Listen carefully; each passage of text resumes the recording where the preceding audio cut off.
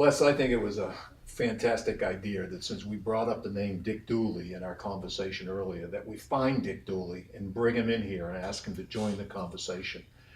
Dick, thank you for joining us in this conversation. I think one of the things that we should talk about is that I brought your name up in the context of LLF and RLF and how important that has been to SIM. But before we get to that, we really should talk about what was your role at SIM International over the years. Can you share that with us, how you got involved and what it was all about back when it began? Tell us the story. Surely, I was one of the original founders and I was the youngest by far. So I did all the work. My boss gave me the organizational air cover.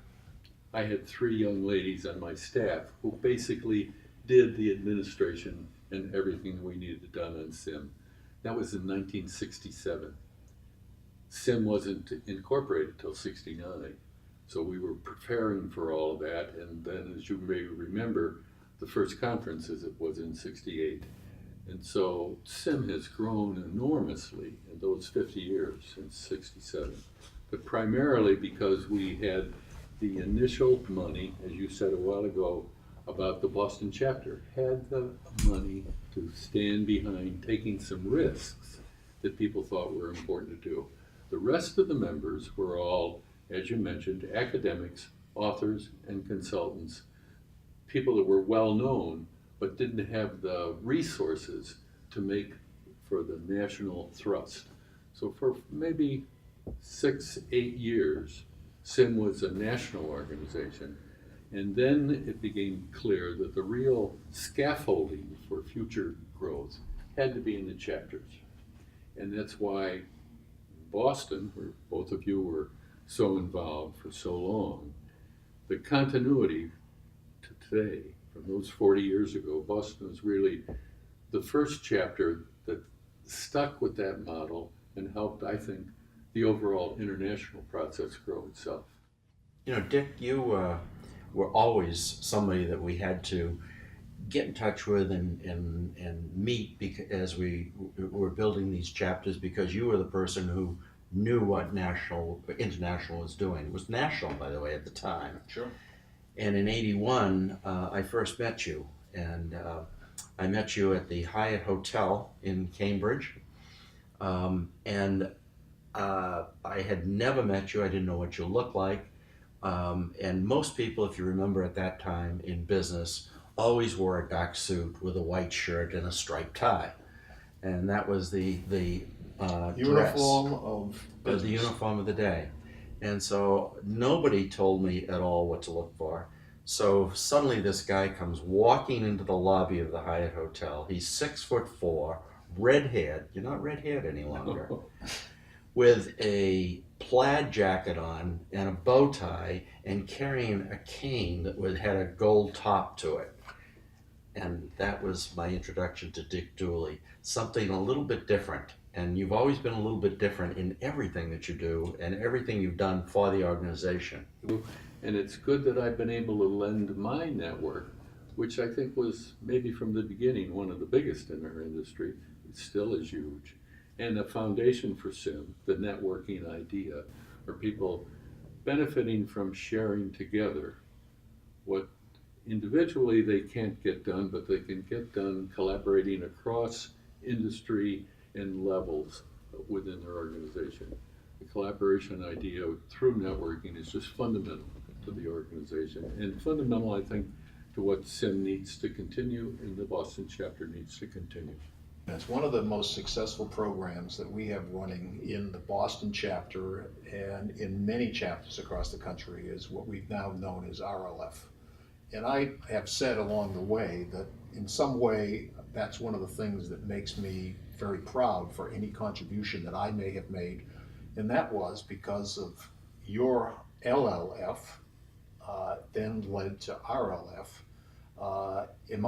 Am I misstating that is the history roots of RLF?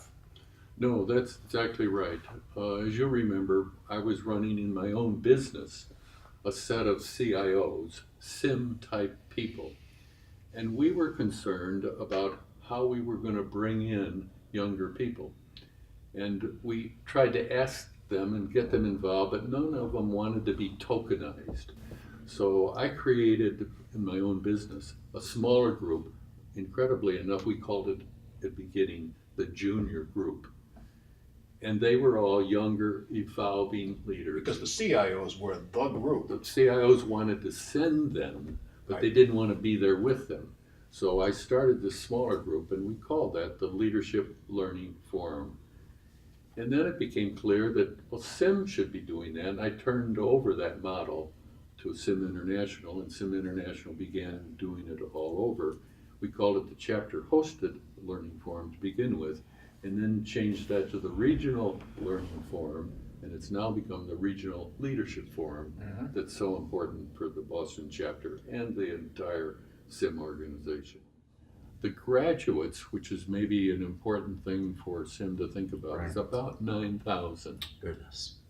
And, over the and years. when we have the opportunity to talk to Bart Bolton, okay, Bart, I'm sure, has those numbers at his fingertips. Yeah. If not on the edge of his tongue. So there's no question that the ROF program has been, and that is part of why Boston continues to grow and prosper.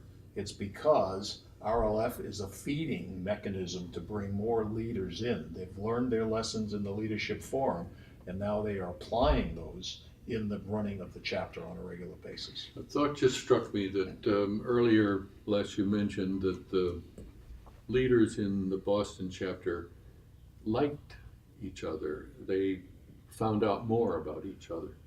And I think that happens in the RLF, that the people sure. go through that Absolutely. process almost as a like boot camp or orientation week or something. They feel a camaraderie with each other, and then they feed into their organization better. And they learn that kind of personal relationship building right there in RLF while they're learning and growing and changing, deciding themselves, who could I become? What do I want to become? And am I willing to pay that price? And as a group, don't they act and become almost like a college fraternity?